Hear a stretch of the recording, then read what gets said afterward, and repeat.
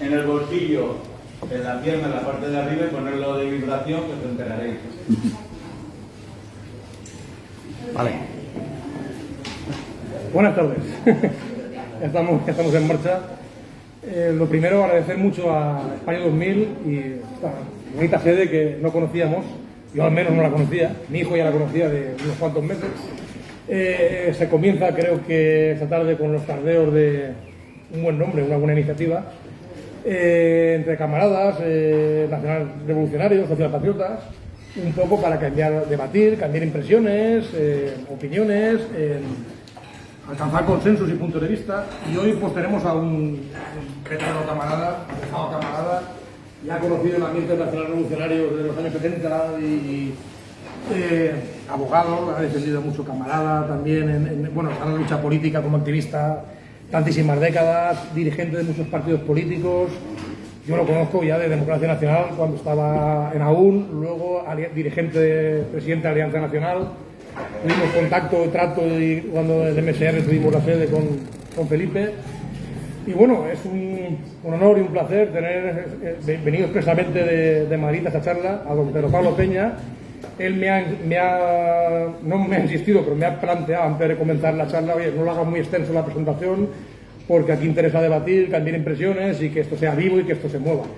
Entonces, como muchos ya lo conocéis sobradamente, porque bueno, esto es una tarea, por desgracia, muy pequeña y él lleva muchos años en la brecha, pues os dejo con Pedro Pablo Peña y muchas gracias por su asistencia. Muchas gracias.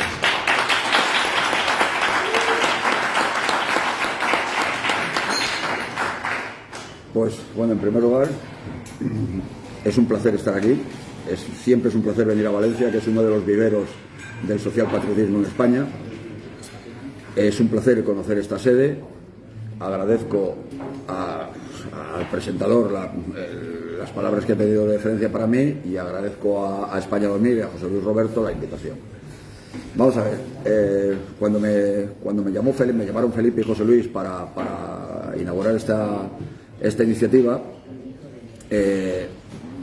la idea era centrar el tema, hacer una pequeña presentación, centrar el tema y después entrar en debate. Son muchas las...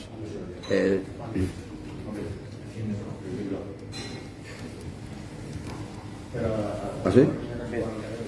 Son muchas las cuestiones que hay que debatir, pero lo primero que habría que ver es qué es el socialpatriotismo, qué es el tercer posicionismo. Vamos a ver, tercera posición, como su nombre indica, es la respuesta, la alternativa, el enfrentamiento a dos concepciones que había imperantes en el siglo XX. Una era el capitalismo y el liberalismo, liberalismo y conservadurismo, porque venían unidos. Era el capitalismo como sistema político y de él derivaban dos ideologías. Fundamentalmente una, el liberalismo en su forma radical y el conservadurismo en su forma, digamos, moderada. Y frente a ellos estaba la izquierda, que tenía desde el anarquismo hasta el marxismo y el bolchevismo. El anarquismo no es marxista, pero sí es colectivista, defiende una sociedad comunista teóricamente ideal, internacional, en el cual se suprime el Estado y se sustituye por las comunidades de base, que irán eligiendo a sus dirigentes de manera autónoma. Es una especie de comunismo libertario. Bueno, no es una especie, es el comunismo libertario.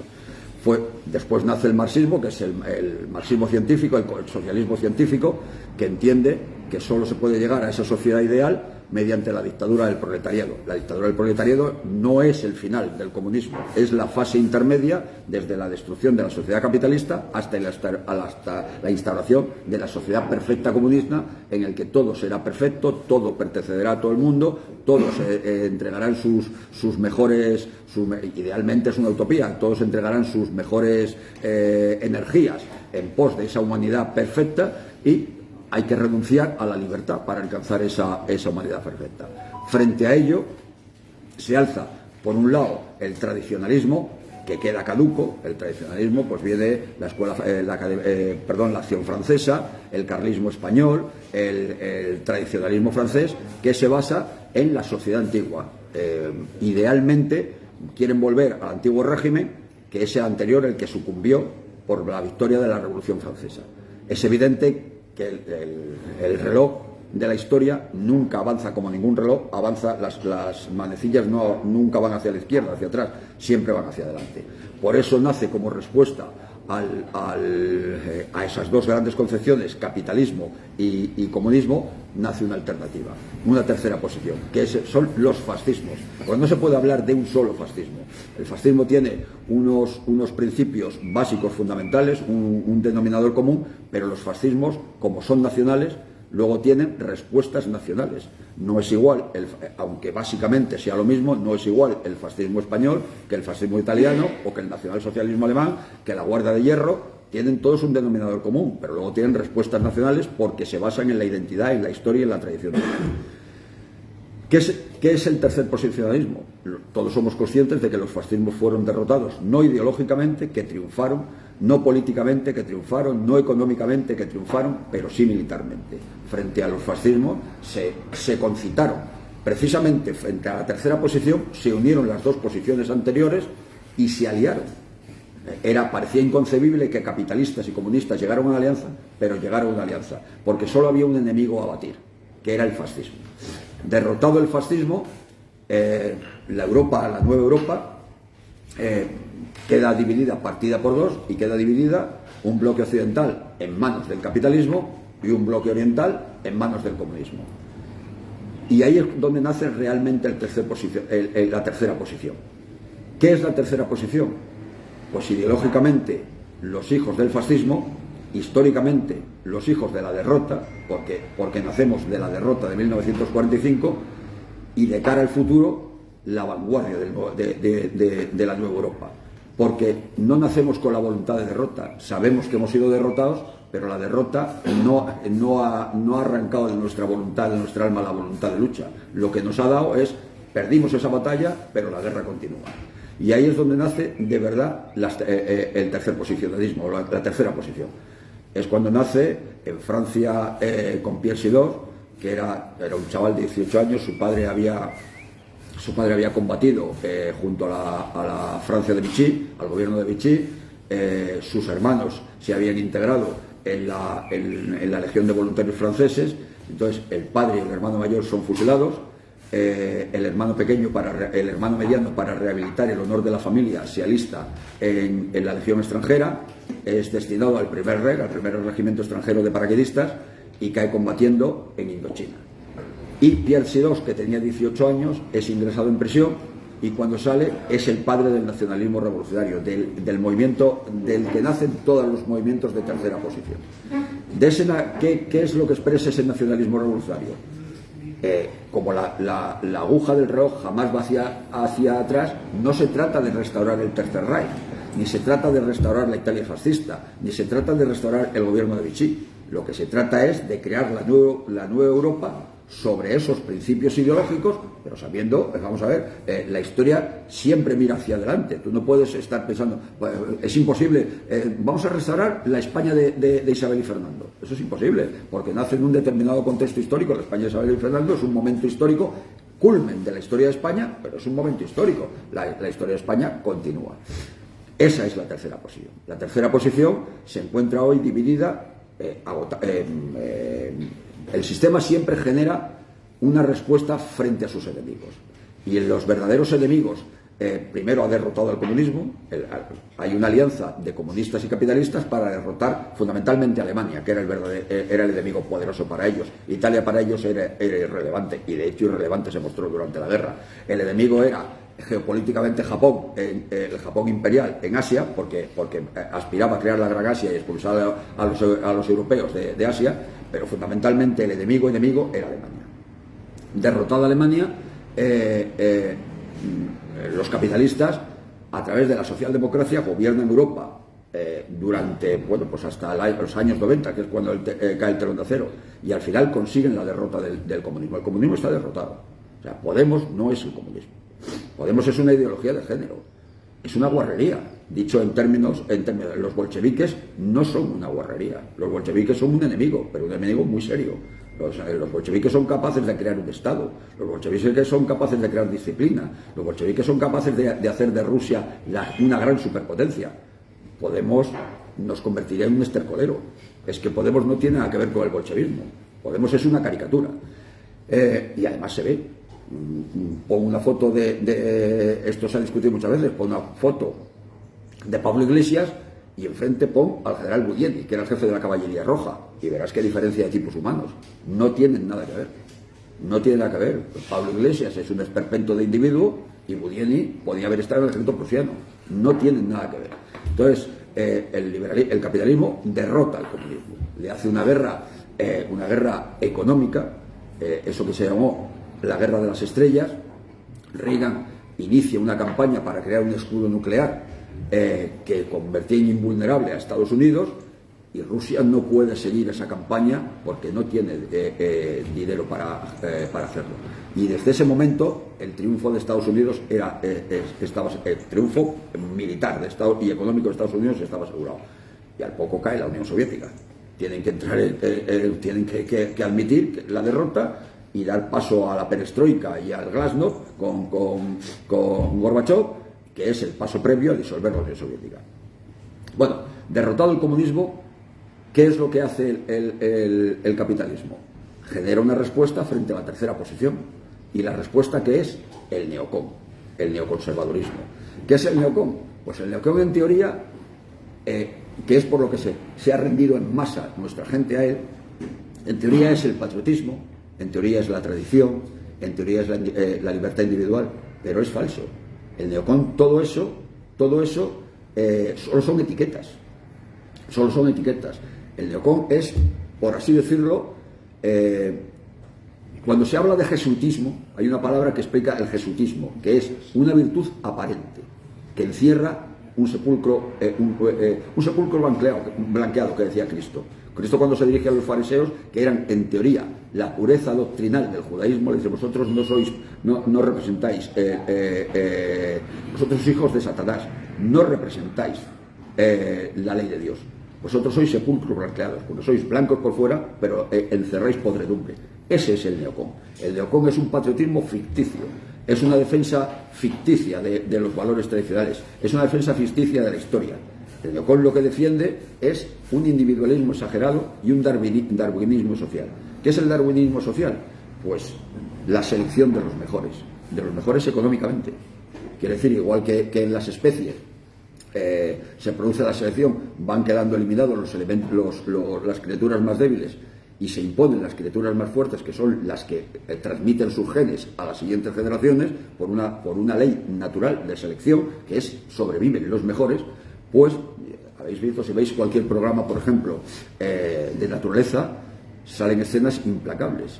Sale una leona, tiene una camada de leones, y uno de los leones más cachorritos, más movidos, más activos, se lesiona gravemente en una de sus correrías, y cuando va a mamar, la madre lo aparta. ¿Y lo aparta por qué? Porque ya no es viable. Y ella sabe que alimentarlo es alimentar a alguien que va a sufrir en el futuro, porque con esa rotura que tiene no va a sobrevivir. Y es restarle leche al resto de los hijos de la camada. Así de cruel es la naturaleza. Pues eso que se produce en la naturaleza, los neocon quieren producirlo en la sociedad. ¿Quién sobrevive? Los más aptos socialmente, no por sus virtudes, por su inteligencia, sino porque se adaptan a la sociedad media. Los que prosperan económicamente, a los que les da lo mismo aceptar una ignominia para salir adelante, a los que están dispuestos a vender su alma al diablo. Esos son los que prosperan. Eso es el neocon. Y el neocon, claro, no puede decir eso así abiertamente, porque si dijera eso así abiertamente, pues lo votaría Rothschild y Rockefeller. El resto diría: pues que te vote tu puta madre. ¿Cómo a votar un pobre desgraciado a un miserable que lo que quiere es exterminarlo? Ellos lo explican de otra manera. ¿Qué es lo que explican ellos? El Estado debe reducirse a la mínima expresión. El Estado es una carga, algo que nos imponen y que no nos queda, algo que es necesario, porque el ser humano por naturaleza es sociable y necesita, cuando se vive en sociedad, necesita que haya una autoridad que regule nuestras relaciones. Pero ¿a qué se limita el Estado? A lo esencial, a la defensa, a la justicia, a la policía, y se acabó. Y a la hacienda pública, a la hacienda, para recaudar los impuestos. Impuestos pocos, porque los ricos no quieren pagar impuestos. Los ricos no quieren pagar, para eso están los pobres. Entonces ellos lo que dicen es, cuanto menos Estado, más libertad. ¿Eso cómo se traduce? Pues se traduce en que se crea un ejército profesional, mercenario, una fuerza cipaya, que es lo que tenemos. Cuando se suprime el servicio militar obligatorio, lo que se crea es una fuerza cipaya. El servicio militar obligatorio es una conquista de la revolución. Es Jaurès, un revolucionario francés, el que establece la idea del servicio militar, que es el pueblo en armas. Es decir, la patria es de todos, y ahí no hay diferencia entre pobres y ricos. En el servicio militar no hay rango de pobres y ricos. El rango lo da o haber estudiado la carrera militar o tus valores militares. Y un pobre puede ser un teniente de la legión, y un rico pues no puede, a lo mejor, ni siquiera ingresar en la legión, porque no tiene fuste para no tiene carácter ni fuerza física para ello. El servicio militar es la máxima expresión de la ciudadanía. Cuando se suprime el servicio militar, hay que recurrir al ejército mercenario, que es lo que tenemos ahora, un ejército mercenario, que no está ni siquiera en servicio de España. Y además se ve rápidamente, dicen, no, es que somos profesionales. No, profesionales de la región, porque no estás defendiendo la frontera de Ceuta, estás en el Báltico. Estás defendiendo los intereses de Estados Unidos en el Báltico frente a Rusia, que no es nuestro enemigo, que nunca ha sido nuestro enemigo. Y sin embargo, dejas que Marruecos vulnera las fronteras españolas y que extienda sus aguas territoriales hasta las mismas costas de Canarias. Luego es un ejército mercenario que no sirve a España, que sirve al sistema. Pues eso es consecuencia de la liquidación de la liquidación del concepto de soberanía nacional y de la liquidación del concepto de servicio militar obligatorio. ¿Qué es, por tanto, el Estado que garantiza? La defensa no de la patria, del sistema. ¿Qué garantiza además? ¿A qué se limita además? A la justicia, a los tribunales, que son tribunales políticos, porque vamos a ver, las leyes vienen dictadas por una casta política y los tribunales se limitan a aplicar esas leyes de la casta. Y una policía que reprime. Hemos visto en la pandemia, durante la pandemia, hemos visto escenas atroces. Hemos visto policías entrando en domicilios privados sin orden judicial por la fuerza. Hemos visto arrestos de gente simplemente por pasear por la calle, por pasear por el campo, solos. Gente que vive en el campo y que se ha dado un paseo por el bosque y con drones lo han localizado. Drones para localizar a un paseante, que a lo mejor un señor de 70 años. Esa es una policía mercenaria. Pues eso son defensa, justicia y policía, y después la administración financiera, porque necesita recabar impuestos. Todo lo demás es, según los neocon, es un mal. Cada cual debe... ellos tienen una frase: donde mejor está el dinero y donde más produce es el bolsillo del ciudadano, no en las arcas públicas. Claro, eso lo dicen los ricos, porque el rico, si se pone enfermo, puede pagar un hospital. El rico, si su mujer tiene un parto, puede ir a un ginecólogo. Pero el pobre, ¿a quién va? Y ellos dicen, bueno, pues que hagan seguros, que ahorren. Pero con el salario mínimo interprofesional se puede ahorrar. ¿Alguien cree que con el salario mínimo interprofesional se puede? Lo que no se puede es ni llegar a fin de mes. Se ha creado una nueva categoría, la de los trabajadores pobres. En la época de Franco, un solo salario en familia, porque normalmente solo trabajaba el padre y la madre se dedicaba normalmente, en el 99% de los casos, al cuidado de la familia. Y con un solo salario se pagaba una vivienda, se pagaba mucha gente, una gran mayoría, tenía una segunda residencia en la playa y pagaban los estudios de los hijos. Porque la hipoteca solo se llevaba un tercio del salario. Hoy se lleva... De 2 salarios se lleva uno completo y a veces uno y parte del otro. Y dicen que ahorren con el salario mínimo interprofesional, que ahorren. Quieren hasta suprimir el salario mínimo interprofesional porque dicen, no, la mejor forma es la relación entre patrón y obrero. La oferta y la demanda. Bueno, si tú eres un buen trabajador, te pagarán más.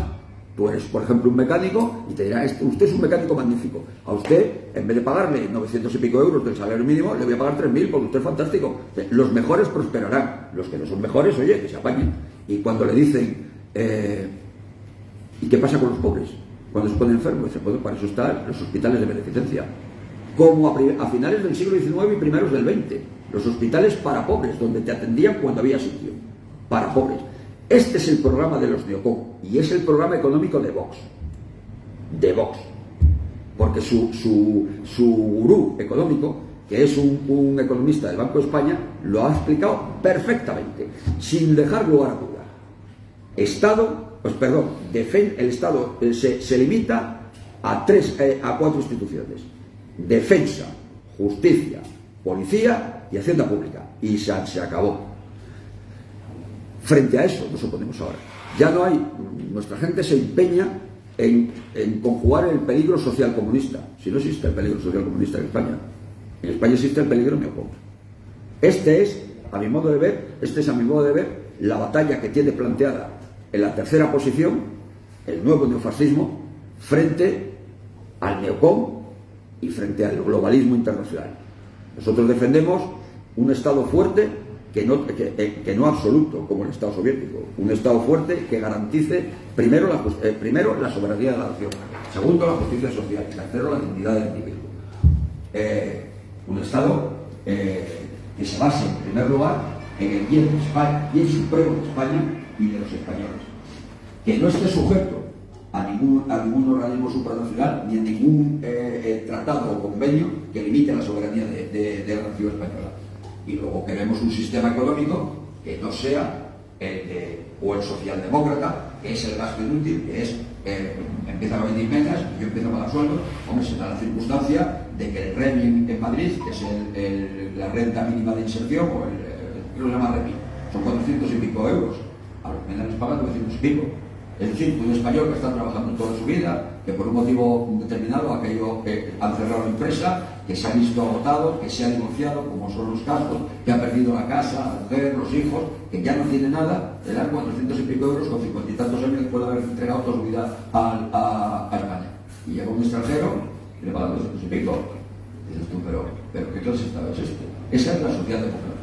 Y luego están los neocon, que no le pagan nada a nadie. Entonces, que cada cual se apague como pueda. Y está claro que evidentemente eso es lo que quieren los ricos, eso es lo que quieren los entes, que cada cual se apañe lo que quiera. Porque llegó un caso, es que es curioso, claro, dice, en el año 36, en el año 31 se proclama la República y hay conflictos sociales graves. Es normal. Yo soy mi familia, lo comentábamos antes en la comida, mi familia por parte de padres de Jaén y por parte de madres de Córdoba. Mi abuela era de Priego de Córdoba. Y recuerda cómo en Priego, cuando ella era mocita, como yo decía, así se habla, mocita es pues antes de casarse, cuando tenía 16, 17, 18 años, cómo iban los jornaleros a la plaza del pueblo, se ponían en la plaza, llegaban los capataces y decían, tú, trabajáis, el resto cazaba lagartos para comer, en el finca de los señoritos, y eran apaleados por la Guardia Civil. Es así, esto es cierto. Por eso nace la falange, porque claro que nacen los rojos. Hombre, yo me veo en esa tesitura y si hubiera sido patriota y rojo. ¿Qué coño es esto? Hoy trabajo si tú quieres y si no quieres no trabajo y mañana vuelvo a trabajar o a no trabajar. ¿Y eso cómo se hace? O sea, ¿quién alimenta a mi familia? Así porque sí. Hay una estructura económica injusta en el país y que me la tengo que tragar porque está heredada. Claro que hay artistas, con lógica. Por eso no hacen las cosas y por eso no hacen la falange. Para unar la lucha social, o sea, para ponerle a los trabajadores revolucionarios la bandera nacional. El holsismo consiste en nacionalizar a las masas trabajadoras. Esa es la definición de Ramiro, que es la mejor definición que existe del holsismo, del nacionalsindicalismo. Claro, y ahora nos quieren conducir a esa misma España. Una España de ricos y una España, ya como son listos, dicen, hombre, si son pobres desheredados, irán a la guerra. Entonces, ¿qué se hace? Se aprueba lo que dice el nuevo orden mundial, el capitalismo inclusivo. El capitalismo al entrar en su fase final, saben que ya no tiene evolución posible, no tiene recorrido, entonces han creado la idea del capitalismo inclusivo, que consiste en que todos controlarán las élites y trabajarán como las máquinas sustituirán a los trabajadores, o a la gran mayoría de los trabajadores. El resto de lo que recibirá es una pensión. Por lo tanto, serán pobres pero serán felices. Es lo que así se centra el tercer posicionalismo, en la lucha contra el capitalismo inclusivo, en la lucha contra el neoconservadurismo y en la lucha contra el globalismo. Porque el comunismo está derrotado en Occidente, por lo tanto. Y yo creo que es posición. Debería haberlo hecho más corta, pero es suficiente y bueno, y a partir de ahí, pues la pregunta que queremos hacer.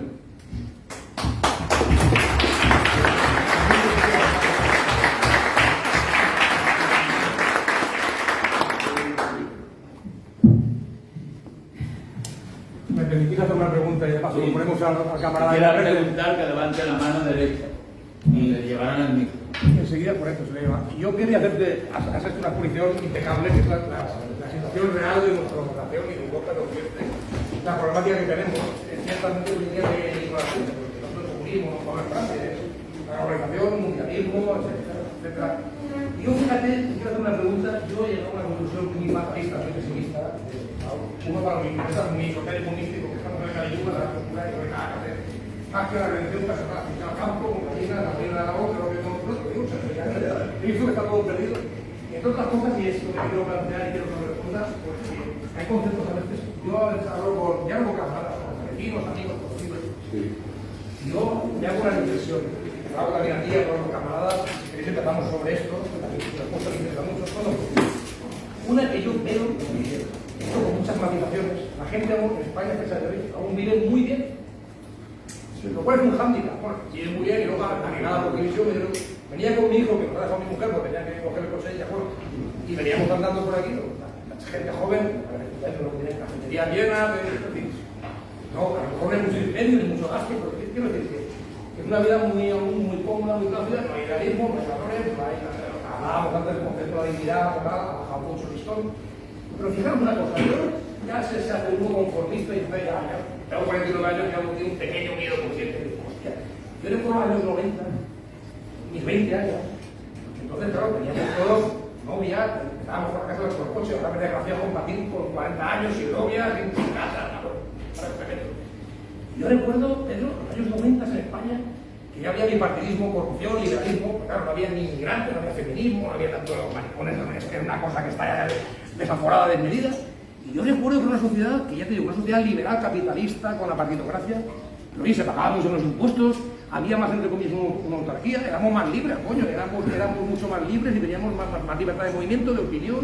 No era una sociedad perfecta, pero era mucho mejor la sociedad de los 90. Hemos hecho un día, estábamos en la peseta, con lo cual la vida, el poder adquisitivo era mucho mayor de los del trabajador y de la clase media del obrero.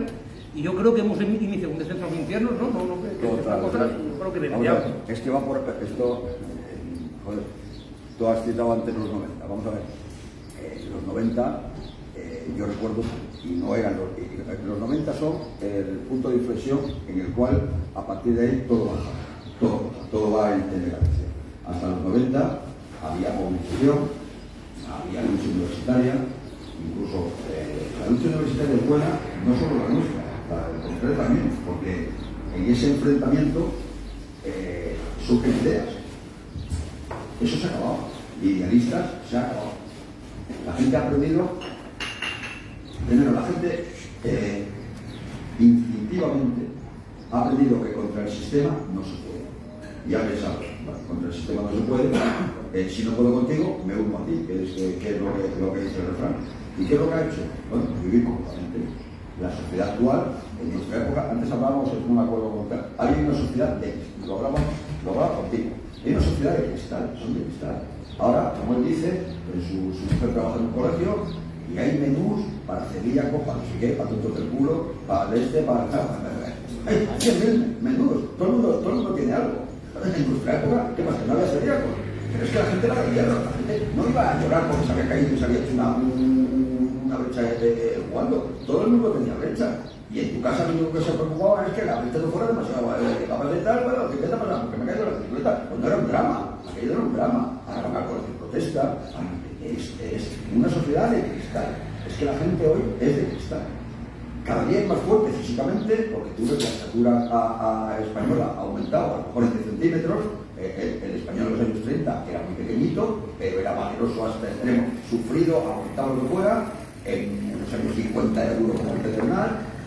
Yo nací en el 52, cuando yo tenía 18 y 19 años, la gente es que era dura. No, nadie lloriqueaba. Y cada medida que va pasando el tiempo, cada día son más grandes y más tontos. Y ya que lo ves, son como todos, cuanto más grande más tontos. Y lo vas viendo cada día más débil. ¿Y qué es lo que pasa? Pues que se han perdido los valores, efectivamente. Y la gente ya no lucha. Yo recuerdo, esto es una anécdota. Mi madre enfermó de cáncer y falleció en el 2000. Y en el año 2000, que es cuando ella estaba enferma, nosotros éramos socios de Sanitas. Yo tenía que ir a renovar determinadas pruebas tenías que ir a sacar un ticket, no, un volante, y había cambiado las oficinas que estaban en el volante, vamos a hablar, una de las calles que salió. De acuerdo, fui a sacar el ticket y a la salida me encontré con un antiguo camarada que había sido del FEIS, Frente de Estudiantes Nacionales Sindicalistas, en la época de la universidad, estoy hablando del año 2000, pues teníamos ya 48 años y él pues era más de lo mismo. Nos encontramos, él era comercial, trabajaba en comercial dentro del tal, joder, cuánto tiempo sin vernos, y nos fuimos a tomar un café. Y me contó, pasamos por una de las calles y había un local, por la paseo de la bajada, y era un local de arroz. Y me dice, si algún día tienes oportunidad, vea que yo no, ni robo ni nada, no entiendo nada de eso, no, es por el robo. Dice, es por el dueño. El dueño era un tío que había pertenecido a la joven Guardia Roja. De hecho, fue el que me escaló a mí. En una batalla tremenda que hubo en la facultad en el año 76, me rodearon y a botellazos me abrieron la goma, pero me tuvieron que dar en varios puntos en la cabeza, y el que paró, el que inició el ataque fue él, y el que paró cuando estaban hinchando fue él también. Dijo, pues es fulanito, ya no me acuerdo.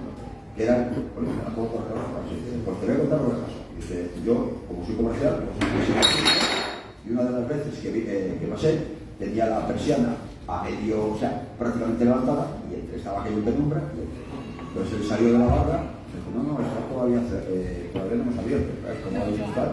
Y al verme, él llevaba una verdura, las flechas en la chaqueta, llevaba en el ojal y luego las flechas. Yo mirando y dice, y viendo todo. Y ya me quedé mirando y digo, sí, efectivamente. Y dice, tú eras de la Guardia Roja, y tú de la Paz. Dijo, bueno, mira, te voy a servir una cerveza, porque he visto tantas traiciones que cuando veo a alguien que permanece fiel a sus ideas 30 años después, para mí es más hermano que el señor. Pero que he visto de la Guardia Roja se fueron al suelo todos, sin excepción, cuando llegó Felipe González al poder, porque era a pillar tajada. Antes era un revisionista traidor, pero cuando alcanzó la boqueta, es todos a pillar tajada. Dice, y he visto que tú tampoco te has ido a romper, por lo cual tú sigues siendo fiel a la falange, yo sigo siendo maoísta, y tú y yo somos más hermanos que como los traidores que hemos dado. Eso es lo que te quiero decir. Antes existía eso. Ahora no existe ni eso porque nadie ha sido previamente falangista ni previamente maoísta. No ha sido nada. No ha sido nada. Él habló en su 99%. Yo sé que hay excepciones, pero es por el 99%. Sí, señor. Cada día peor.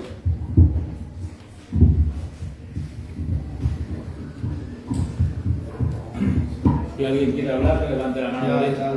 Y por aquí no ha levantado. Sí, Llevan micro a todos los que quieren hablar. No, quítalo que comprar, quítalo que comprar.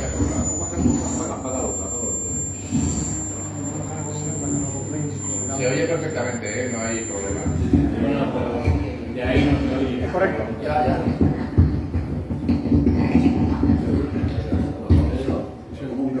Déjalo en la mesa. Ves cambiando el micro. No lo toques en la mesa, quédate. Ahora. ¿Vale? No se oye, creo que no. Da igual, Se oye. Mi pregunta es sencilla, muy breve. ¿Qué hemos hecho mal nosotros? muchísimas cosas. Antes hablábamos del caidismo que hay en nuestra fila, que no es por sí el caidismo. Vamos a ver, el fascista es ante que todo un anarquista, en el sentido literal de la palabra. No acepta disciplina. Nosotros hablamos de milicia, que somos la gente más indisciplinada que existe. Solo obedecemos cuando encontramos un mando natural en el que creemos. Cuando encontramos un mando natural en el que creemos, por ejemplo, aquí hay un camarada que era del Frente de la Juventud, a Juan Ignacio lo obedecía, porque obedecían a él. Si Juan Ignacio, cuando lo asesinaron, le sustituyó otro, a eso no lo decía nadie. En la primera línea, a nuestro triunvirato, nosotros formábamos parte, Juanjo, el Toque y yo, éramos entre los triunviros de la primera línea. A nosotros nos obedecían, a nosotros. Si nosotros nos hubiéramos ido a la primera línea, pues probablemente se hubiera disuelto. Porque la gente es así. La gente llega un momento y dice, yo acepto a esto. No es como el ejército, que es, bueno, hay un escalafón y un escalafón aquí. Es una disciplina voluntaria. Yo acepto a este porque lo he visto en determinadas circunstancias, pero yo no me he cuidado. Muchas cosas, hemos cometido muchos errores. Primero, Primer error. No sabíamos, nunca quedó claro entre nosotros, digo genéricamente, entre organizaciones, si nuestra posición era radicalmente contra el régimen o lucha política. Para el Frente de la Juventud y para la primera línea estaba clarísimamente contra el régimen y con sangre. Y por eso hemos pagado mucho precio. Pero para el resto de formaciones políticas, como era la mayor parte de la falange, nosotros éramos parte de la falange, pero nosotros éramos, digamos, la milicia. Pero una gran parte de la junta de la falange quería aceptar la legalidad vigente. No le gustaba, pero quería moverse en el marco de la legalidad. Nosotros no. Entonces, ese es el primer error. Marco de la legalidad o lucha antisistema. Si aceptas el marco de la legalidad, te conviertes en un partido político. Eso hubiera sido una opción que si hubiera culpado, ahora no sabríamos dónde estaríamos. Como se rompió la unidad de nuestro mundo, unos escogieron la legalidad y otros escogimos la no legalidad, pues claro que eso se rompió. Y llevamos arrastrando eso desde entonces. ¿Qué ha pasado? Que hemos sido incapaces de crear un movimiento como el PEN en Francia. Incapaces. Porque no podíamos tener, porque si hubiéramos encontrado una figura como Le Pen, a lo mejor nos hubiera impuesto, a lo mejor él hubiera dicho, vamos a ver, la lucha contra el sistema no puede ser como vosotros decís. Eso nos convierte en la ley civil, en la Liga Comunista Revolucionaria, no puede ser. Tiene que ser radical, pero dentro del marco político. Bueno, si él hubiéramos encontrado a Le Pen, lo hubiéramos vencido. Pero como no encontramos a Le Pen, pues no vencimos. Entonces, ¿qué es lo que pasó? Que hubiéramos obedecido a Raimundo Fernández Cuesta, pero era un hombre muy mayor y en el año 1983 no se presentó a la reelección como jefe nacional y llegó era un desastre. Es que salió de allí disparado, nosotros nos fuimos, era imposible aguantar aquello, porque era una necedad tras otra. Claro, Marcelo Reyes no nos iba a llevar por ningún camino porque no íbamos a aceptarlo. El año anterior, en octubre de 1982, a partir de la victoria del PSOE, Fuerza Nueva cierra el partido, o sea, Espiñar cierra el partido, disuelve Fuerza Nueva. Si Fuerza Nueva se hubiera mantenido, pues es posible que Fuerza Nueva hubiera sido el Frente Nacional Francés. Errores son muchos los que hemos cometido, unos voluntarios hay que recordar, hay que tener en cuenta una cosa. Yo era, dentro de la generación militante, de los mayores. Yo tenía 28 años en 1980, 28 años, igual que Juan Ignacio. Es que la generación siguiente que nos venía, yo le llevaba 7 años a Juan, tenía 21. Y el resto eran niños, muy bravos, increíblemente leales, valientes hasta el extremo, sacrificados, capaces de desobedecer a sus padres, que algunos eran coroneles, algunos es que había que verlo, fuera el padre de la disciplina antigua, y se escapaban por las ventanas para asistir a las aulas, como ahora. Y tal, es que tengo un examen. En mi época, alguien está en primera línea y dice, no voy, pues tengo un examen, y el bofetón se traga las botellas aquellas. Pero ¿cómo que tienes un examen, tío maricón? Pero no estás contando que tienes un examen, pero estoy por la noche, coño. ¿Pero qué me estás contando? Eso hoy en día es así. Eso te lo repito. Entonces, errores, pues claro. Si él no hubiera cerrado Fuerza Nueva, pues es posible que Fuerza Nueva se hubiera convertido en Frente Nacional Francés. Bueno, ¿Qué? lo ves. Bueno, él estaba liado con el MEM. Al final sí. Este señor, es el profundo. Mi pregunta es algo, bueno, es doble. Por una parte, ¿realmente es posible revivir o difundir esta idea de una forma real, es decir, sin manipulación? Y por otra, si fuese posible, ¿qué medios hay para que la manipulación mediática y sobre todo la presión social que se ha ejercido sobre la idea no se produzca? Es decir, se conozca realmente esta doctrina, porque hoy en día sabes que los medios de comunicación y los poderes sociales mueven lo que les da la gana.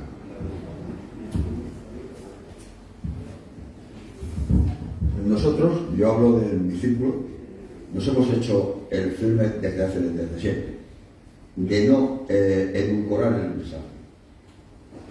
Paguen las circunstancias que se paguen, nosotros el mensaje va puro, con todas sus aristas. Traiga las consecuencias que traiga, tanto penales como policiales, como sociales, de marginación social. Porque sabemos que un mensaje manipulado ya no es el mensaje. O sea, nosotros el mensaje no lo vamos a edulcorar nunca. ¿Qué forma hay de llegar? Pues ahora mismo, en función de si se crea un frente patriota o no. Si tú creas fuerza, el mensaje llega. El mensaje llega. Porque de hecho, ¿por qué se preocupan tanto de nosotros? E insisten una y otra vez, es que es sistemático. Han creado la Fiscalía contra los delitos que solo nos castigan nosotros. Han creado los memoriales del Holocausto, las exposiciones del Holocausto. Están preocupados. El otro día había una entrevista, y se dio una alemana que pertenece al Casal, no, ¿cómo se llama? La Casa, es de uno de los tratados internacionales que crean el nuevo orden mundial. ¿Y por qué estaban preocupados? Y sale al final, de fondo, una detención de Pedro Varela. Pedro Varela esposado, está saliendo. ¿Qué es lo que les preocupa? Les preocupa el que se les viene abajo todo el discurso oficial, porque ya hay gente que lo cuestiona, mucha gente. Y ellos ven que no controlan ya el tema. ¿Qué es lo que nos van a hacer? Nos han cerrado todos los medios. Lo repetí antes, ahora mismo, organizaciones en nuestra área solo quedan 3 segmentos. España 2000, Bastión Frontal, en Madrid y las Falanges. Es lo único que queda. Queda con capacidad de celebrar un acto. Yo no sé, bueno, yo he asistido el 9 de octubre vuestro, ese sí es un acto importante, también es verdad que es el 9 de octubre, que es el día del Rey de la Fiesta. Pero los actos, el resto, pues hombre, los de Falange son actos rituales, testimoniales. Las mismas 100 personas o 80 personas, de manera pacífica, siempre lo mismo. Cuando cuando se produjo la invasión de Ceuta, Bastión Frontal sí celebró un acto ante la embajada de Marruecos de más de 200 personas y tremendamente violento, porque tienen la pujanza de la juventud. Otra cosa es lo que tú dices. Pero pujante son. Las falanges son algo que tienen un techo, un suelo sólido, pero un techo nada. O sea, ellos no pueden crecer, siempre son los mismos camaradas de hace integrales, mayores. Y los chavales que entran van de paso, están 2 meses y se van. Porque claro, es que no puede ser atractivo. Entonces, no es que la falange, o sea, no es que, por eso te quiero decir que bueno, pueden hacer un acto, pueden reunir 100 personas, pero que no vale nada. Nosotros ni siquiera podemos hacer eso, porque nosotros no somos las fuerzas de corte NR, nos hemos ido absorbiendo unas a otras. AN tuvo su época de esplendor junto con el MSR, en el caso de AN, hasta el año 2014, desde el 2000 al 2014. En el 2014 nace OA Social Madrid y fue como una aspiradora. Se llevó a la mayor parte de los militantes de AN y del MSR. ¿Por qué? Porque ofrecía algo que era tangible. Porque tú vas a un acto, nosotros hemos celebrado actos brutales en Cataluña, brutales de violencia, brutales de convocar la izquierda separatista y los anarquistas a todo el mundo contra nosotros, brutales por las condiciones en que nos hemos tenido que desarrollar el acto por los costos de escuadra. Pero sin embargo, eso al militante que le da, bueno, pues le da sacrificio, mientras que va a Social Madrid y no ve el resultado. Mientras que va a Social Madrid tiene una fórmula que era aquí, reparto alimentos. Salgo a la calle, pongo un puesto, recojo alimentos, veo que se recogen los alimentos y el domingo los reparto. Veo una cola que llega de aquí hasta allí y a los sitios. O sea, veo que sirvo para algo, veo que satisfago, que atiendo las demandas del español que tal. Y entonces nos funcionó. Los militantes saben, no lo digo en su detrimento, o sea, no lo digo como si fuera una operación por ti. Simplemente ellos sacaron una fórmula y la fórmula triunfó y funcionó a los militantes del MSR. Ahora, Partido Social ha hecho lo mismo con Vasco de Madrid, ha funcionado a Vasco de Madrid. No se pone la fórmula, nosotros propusimos en su momento, mandamos una ponencia para, como estábamos en la España en marcha, para crear un frente patriota radical. Ni la contestaron. No se puede hacer. Lo que sí sé es que por este camino Ya, pero es que de alguna forma, de la forma que se está planteando, no se está actualizando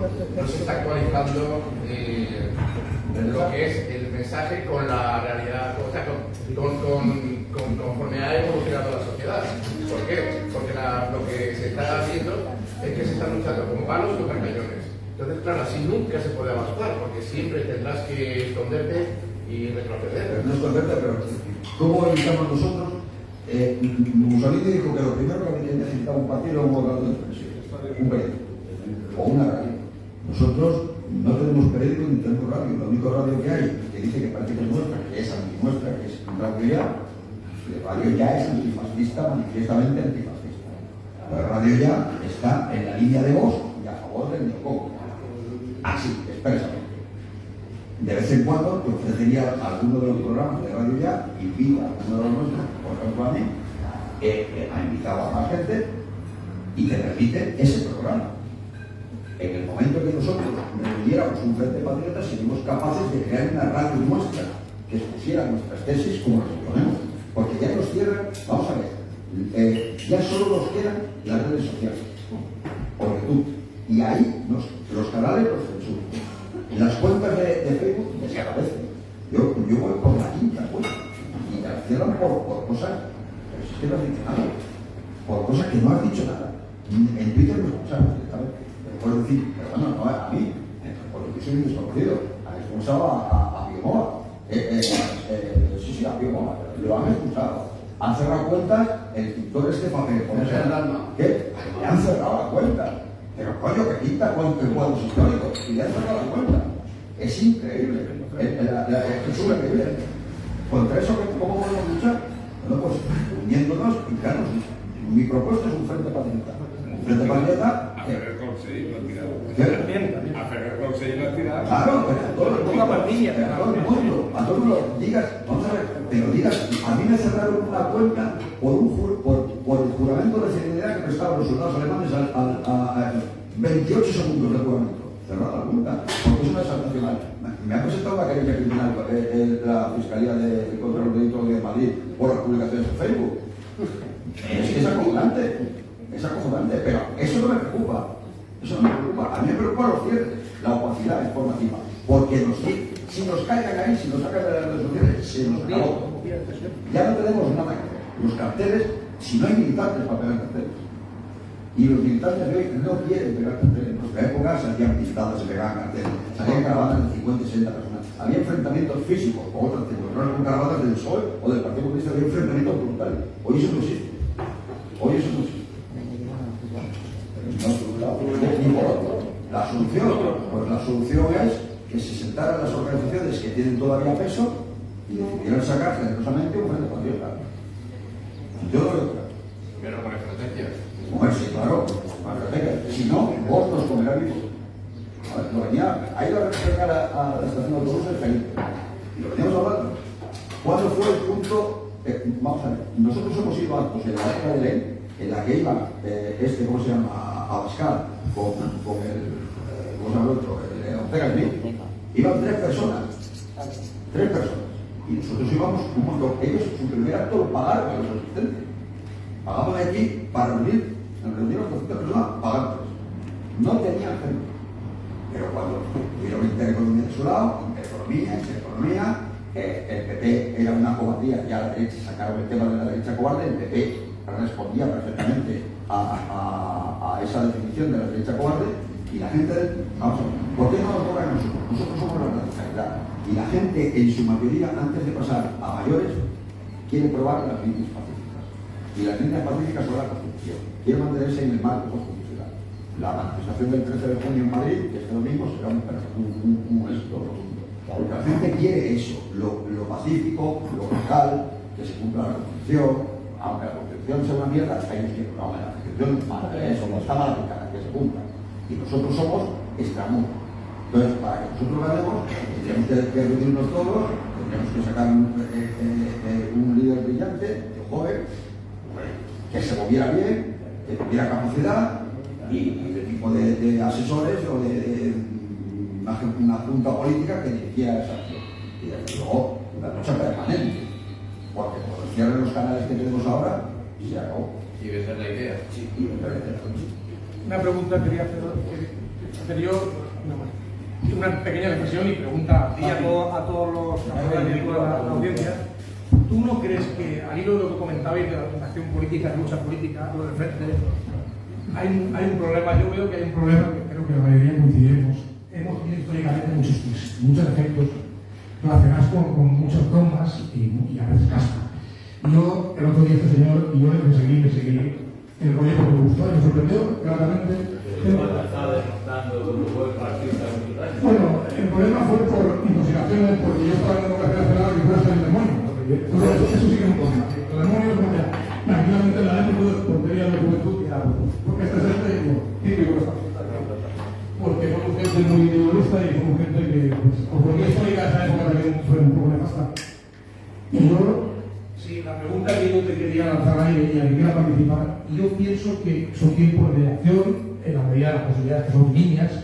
Creo que hemos cometido muchos errores y yo, a lo largo de los años, oye, hemos tenido, hicimos un pequeño experimento cultural, porque yo pienso que la batalla ahora es cultural casi exclusivamente en aquello que era Terra Nostra, tierra y pueblo. Y entonces ahí convivíamos gente pues, que éramos nacionalistas, patriotas, cristianos, paganos. Ahora, por ejemplo, y yo creo que me digo, y al hilo de lo que decía José Luis, lo que había escrito, me gustó mucho, como comentaba Felipe, esto de si yo fuera fascista sería el Frente Obrero. Y a mí se me caen los huevos, tengo envidia, de hecho, de los aspectos identitarios que tienen ellos, que no tienen ellos, por hijo, son perfectos fascistas de la República Social Italiana. Básicamente son antitradicionalistas, antigeneración, antimodernidad, etc. Y yo veo que a veces tenemos ciertos tics de absurdos y ridículos que nos impiden mucho la construcción. Y yo creo que el enemigo es el liberalismo, el mundialismo, la globalización. Y no es que este viene, hay una, de hecho, Valencia es una producción cultural, que vamos muy chiquillo, que es Valencia Forum y tal. Pero coño, yo particularmente he discutido con camaradas que sorpresivamente se han metido allí, cosa que nunca entenderé porque es a jurar en sus principios, que es buena gente, sobre todo la gente joven es muy válida. Pero bueno, los tics de derecha cuasi liberal, claverismo, catolicanas, quiero decir. Y bueno, quiero decir que hay mucha gente que a lo mejor no nos vemos identificados porque tenemos otro espectro dentro de ser camaradas, y yo creo que muchas veces no piensas tú que hoy en día están las cosas, el pescado vendido y tenemos que tener claro el enemigo y todos algunas. Por supuesto, eso que se habla de los TICs es un hecho evidente. Vamos a ver, eso se demostró perfectamente el día 10 de febrero, cuando se hizo el acto de homenaje a los caídos de la División Azul por la batalla de Cranibor. Pues habló la chiquita esta, Isabel Peralta, y te das cuenta de que enseguida la gente lo que hace es, aquí va a haber palos judiciales, me refiero, vamos a quitarnos del medio. Entonces, existe ese TIC. Existe el TIC del lo hablábamos antes también. ¿Cuál es el problema actual de las falanges? No de la falange fundacional. Yo cuando hablo de las falanges hablo de las falanges de ahora. No de la falange de José Antonio, de la fundacional y de las Cortes. ¿Cuál es el problema? Que las falangistas en su inmensa mayoría, o en una gran parte de los que hay ahora, no pueden renunciar al nombre de falangistas. Eso es como algo mágico. O sea, no pueden renunciar a eso.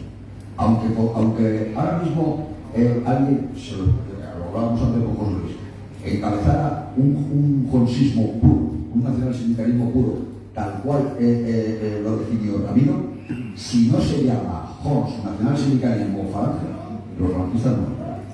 Porque no es el contenido, es la etiqueta lo que les importa. El contenido les da igual, lo que importa es la etiqueta. No es que les da igual, en muchos casos no lo conocen, es la etiqueta. Entonces, esos TIC los tenemos. Tenemos hoy muchos TIC, pero es que hoy la batalla se ha ampliado incluso más cosas. Hoy en nuestras filas, por ejemplo, el antitaurinismo ha calado en nuestras filas. Y eso procede de la mano de nacionalsocialistas de tipo animalista. Ha calado la idea de que el toro, que la fiesta taurina es una fiesta brutal, que se hace daño al animal, y entonces defender, por ejemplo, los toros, la tauromaquia, en determinados sectores NS, es una ruina. Es así, hoy lleno de TIC, lleno de efectos, pues no sé cómo hacerlo.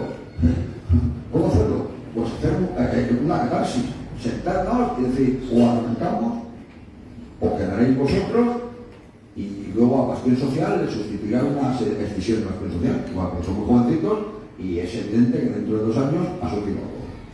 Esto es así.